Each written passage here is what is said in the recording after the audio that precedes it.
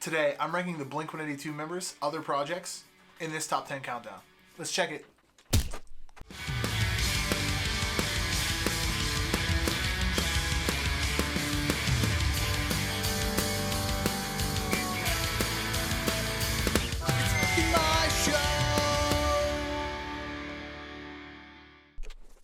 Now, Blink-182 is my favorite band of all time. I've talked about them way too much on this channel, way too much on my blog, way too much on my vlog, way too much on all of my social media accounts. But it's not just Blink-182, it's all of the other bands that kind of surround these core members. Now, some of these projects and bands might be old, might be very new, it might not even be together anymore. I'm going to rank them today from my least favorite all the way to my favorite, not including Blink-182 whatsoever. Just the members and their side projects. This is Mark, Tom, Travis, and I'm going to include Matt Skiba on this list. Sorry, Scott. So without further ado, let's jump into it. First up at number 10 is Simple Creatures, which is the newest band on this list. I may be a little biased about it because I'm not really into pop. It's like super pop music, and that's what Alex Gaskarth of All Time Low and Mark Hoppus started. Was a pop group that they have dubbed the genre of trash pop. The two-piece started in 2019, this year as of the recording of this, and have since put out one EP, which is called Strange Love. I've given the songs a listen through from Strange Love a couple times, but they're nothing that like tickles my fancy. The bands have stuff scheduled according to Wikipedia, not a reliable source. They have two more EPs that are scheduled to come out. One sometime before the end of 2019 called Everything Opposite, and then one scheduled for 2020 called Just Touch It. I don't know if those two were confirmed, if that's real, if that's canon, I guess you'd say. I hope that this band evolves. I think I know exactly what they're going for with it, though. It's just not my cup of tea. Like I said, I really like the band because of Alex and Mark in it. I love both of those bands. I love All Time Low. I love Blink. But it's not something for me to go out of the way of.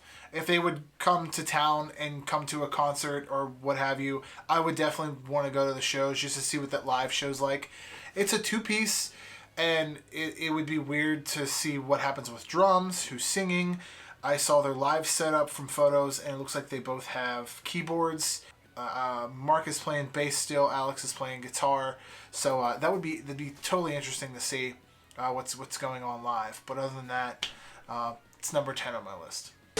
Up next is Teenage Time Killers, which is a very not well-known one, and Matt Skiba is in this band. Teenage Time Killers is like a hardcore rock, hardcore punk, alternative rock supergroup that formed in February of 2014 by My Ruin guitarist Mick Murphy and Corrosion of Conformity drummer Reed Mullen. I think I'm saying that right. This is kind of a one-off band, and I guess that like those two guys called up everyone that they knew from the music industry who they were friends with and told them to call their friends up and them to call their friends up and so forth until they had like this massive supergroup where they ended up putting out a record called Teenage Time Killers Greatest Hits Volume 1, which is just a culmination of the most random people from different bands. We have everyone from Dave Grohl of the Foo Fighters to Brian Baker of Bad Religion and Dag Nasty, Corey Taylor from Slipknot, Jello from the Dead Kennedys, Randy Blythe from Lamb of God, and of course Matt Skiba from Alkaline Trio and from Blink-182. It was just, let's take as many people as we can, stick them in one song. The guys signed on to a contract, I believe, with Rise Records, but the first record they put out on their own.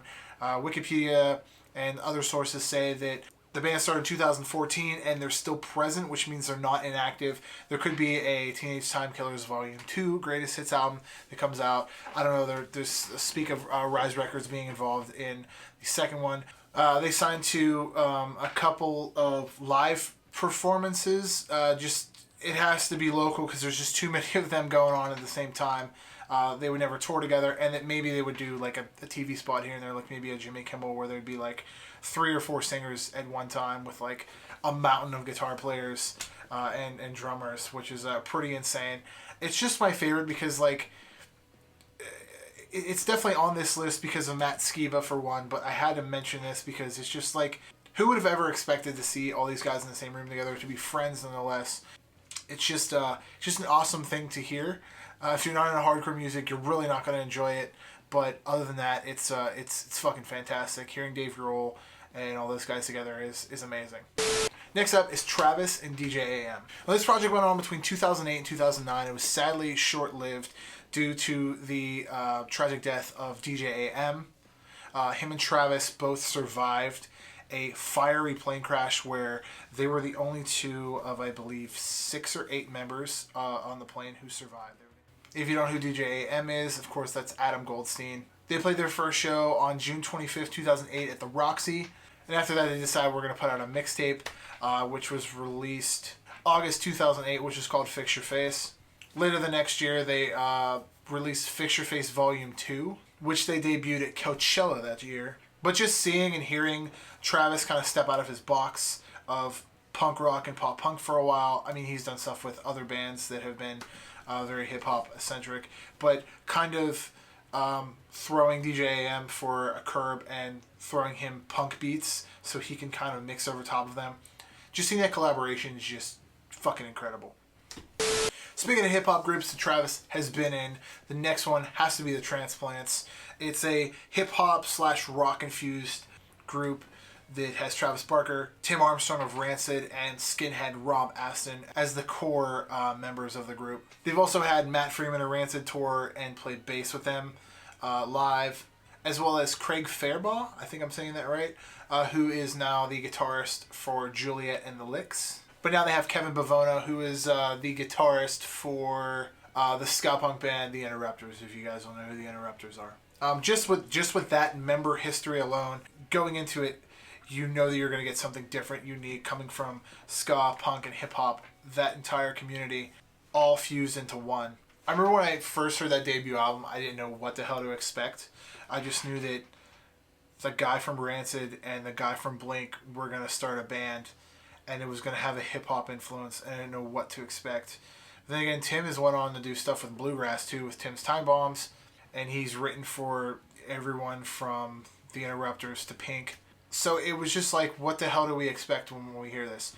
Well, if you guys have ever heard the L'Oreal commercial, the Woot Woo song, that's the Transplants. It was so different. That first record also featured like a shit ton of cameos. Lars Fredriksson was in it. Brody Dill, who Tim Armstrong was with at the time from the Distillers. Davey Havoc from AFI. Were all on that first record. And it wasn't all fast stuff too. I remember hearing What I Can't Describe from their second record, Haunted Cities. And was like, this is like R&B loop bass music. Like, what the they're sneaking this into the record. This is pretty amazing.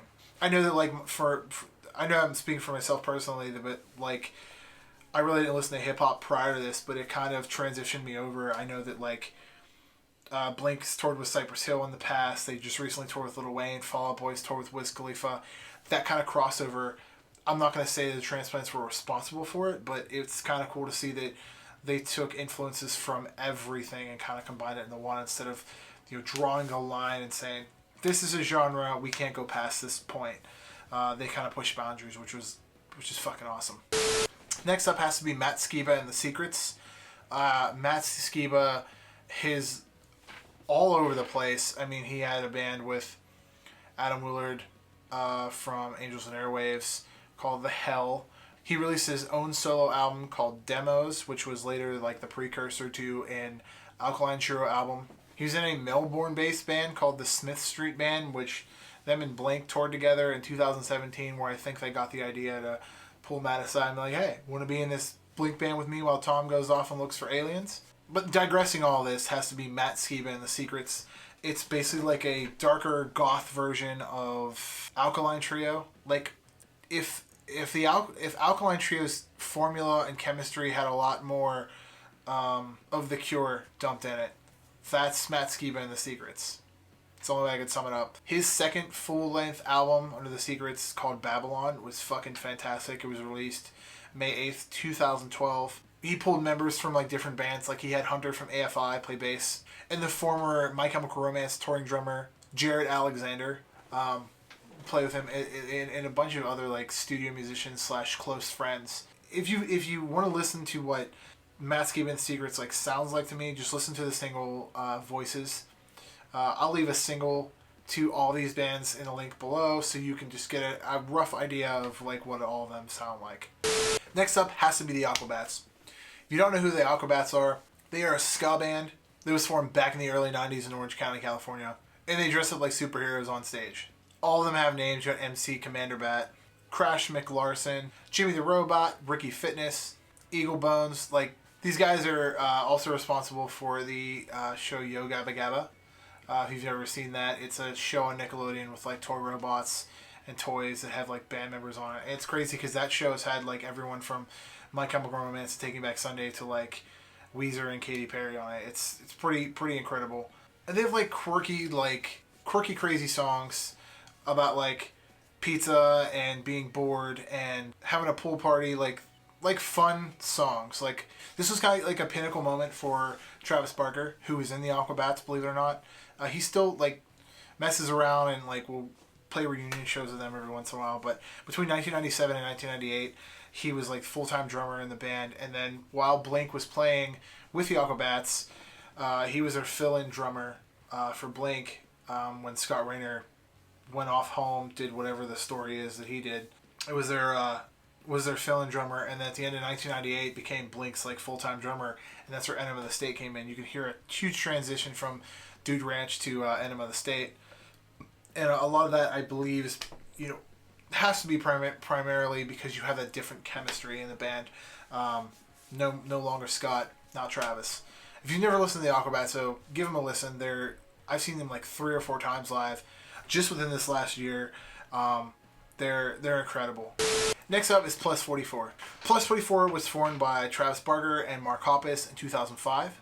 After Blink-182's hiatus, Tom went off and did another band, and these guys were like, but what about us? And then they started a band called Plus 44 with Craig, who was previously mentioned from the Transplants, and also Shane Gallagher, who also played guitar in the band, and he was in the Nervous Return as well, if you remember that band. The band originally started out as a 3-piece, kind of. It was going to be more of like a Simple Creatures sounded. There was a female singer in it. Her name was Carol Heller, but she decided to drop out before the album even took off. She only sang on a couple songs on demos, which her voice has later been put on a song called No It Isn't by Plus 44. But she was originally going to play guitar, Mark was going to play bass, Travis was going to play drums, and then they were going to kind of backtrack a bunch of stuff. But that later changed. Kind of interested in what that would have sounded like with the 3-piece, especially with a female dynamic. The band only put out one album, which was called When Your Heart Stops Beating. They had a single by the same name, and that came out 2006, 2007. I remember seeing them on the Honda Civic Tour. I was lucky enough to see them on like one of their one and only tours, which was with the Academy is Fall Out Boy and Paul Wall. Again, hip-hop does mix with punk. When I first listened to Plus 44, you can basically understand definitively who wrote what songs in Blink-182 from the Blink-182 Untitled album. Like, all of the, like, faster songs with the, like, weird harmonies and the octave parts with 2 guitars, clearly Mark. And then all of the, like, spacey sounding songs were definitely Tom. Basically, Plus 44 to me sounded like the songs that Mark wanted to put on the Untitled album, but couldn't because him and Tom kind of, like, split the record right down the middle. I would love to see what a second record sounds like now that, like, all of those band members are now on good terms. But I did get to see them live, and they were supposed to put out a second record between 2008 and 2009, but that went on hiatus then, and that's basically when Blink got back together. Next up has to be Boxcar Racer, which is another one-off band thing. Travis has been in a lot of these. This is the first one, I think, on the list that we have with Tom in it. It was Tom, Travis, Future Angels and Airwaves guitarist David Kennedy. And sadly, the band only had one album, which was their debut album, and it was self-titled. That album came out right around the time Take Off Your Pants and Jacket came out, and I remember hearing both of them side by side and going, well, this is like nothing like what I would expect Tom to write. It's not all about like pooping or jerking off or having sex with dogs. It's just like real serious stuff, and I'm glad that a lot of people, including myself, took that record seriously. It was like nothing I ever heard before from that band, or pretty much ever. It was like real slowed down parts. that like built up in these huge crescendos that like took off in these fast choruses and then like slowed down at the end, or some parts that were just like kind of like trancy. Like you'd have a drum part that happened throughout the entire song, but it like built upon the song. Songs like Cat Like Thief and Elevator are perfect examples of that. The dynamic songs were songs like All Systems Go and I Feel So. Like both of those songs were, I can't say both of those songs, that entire record was incredible. I really wish that they would put out another record at some point, since all the band members again are on good terms. Tom's off chasing aliens, but I hear he's putting out a new record here real soon, so we'll see. And the new record Tom's putting out is from a band called Angels and Airwaves. Angels and Airwaves is a band comprised of Tom. Well, let's go to the original members, because that's when I first heard the band. We'll go Ryan Sin from the Distillers, Adam Willard from The Offspring, David Kennedy from Boxcar Racer, and of course Tom DeLonge. Other members include Matt from 30 Seconds to Mars, the bass player, and now they have Ian Rubin from Nine Inch Nails, who plays drums in the band. It's just a three-piece these days. I think they just hire out someone to play bass. The first record that came out in 2006, We Don't Need to Whisper, blew me away. It was monumental for me. It was nothing I've ever heard before. It was like taking bands like U2, The Who, Queen, putting them into like a punk rock atmosphere. It was so different, so strange. It was, like I said, monumental. When that first song, The Adventure, hit, their first single off of We Don't Need to Whisper, it was fucking everywhere. And it was kind of like a, I don't know, the band was kind of, I'm jumping around here. The band was like kind of like a shock to everyone, because the reason Tom wanted to break away from Blink was because he wanted to spend more time with his family and all this, take a hiatus. But then he comes with this fucking solo record, super group with like all these different members from all these different bands, and it was just like, okay, well, I guess this is going to be a thing now. I'm glad that this wasn't just a one-off. They have several records. My favorite are still the first two, We Don't Need to Whisper and I Empire. Those two records were fucking phenomenal. I like the other records, Love 2, the Dreamwalker. Like all those records were great. They just got too spacey and transient and like trippy for me. But those first two were like real rock, pop punk based with like a bunch of like stadium rock roots to it. I guess that's the only way I can explain it. I'm glad that Tom's still doing something. I mean, you could see there was a point where, again, you could see who was writing what songs on what album. Even when the band got back together, you could see like Kaleidoscope was definitely written by Mark. And all of the songs with keyboards in them were definitely written by Tom. But definitely that sound, I've never heard that sound before come from any band, and they were just incredible. Their live shows fucking phenomenal too.